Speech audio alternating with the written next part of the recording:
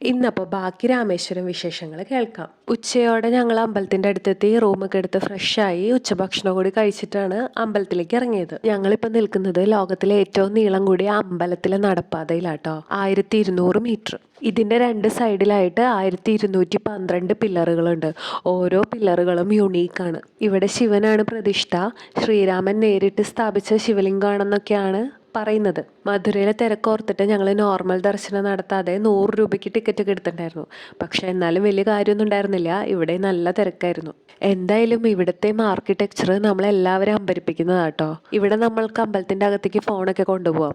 അതുകൊണ്ട് ഇതൊക്കെ വീഡിയോ എടുക്കാൻ പറ്റി. ഇവിടെ 22 തീർത്ഥക്കുളങ്ങളൊക്കെ ഉണ്ട്. പക്ഷേ അവിടുത്തെ ജീവനക്കാർ കിണറ്റിൽ നിന്ന് വെള്ളം കോരുന്ന പോലെ ബക്കറ്റിൽ വെള്ളം കോരിയിട്ട് മേത്തേക്ക് ഒഴിക്കും.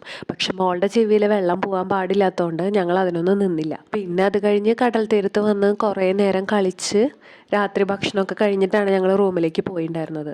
ഇനി നാളെ രാവിലെ നേരത്തെ ഉണരണം. നമുക്ക് ധനുഷ്കോടിയിലേക്ക് പോകാനുള്ളതാണ്.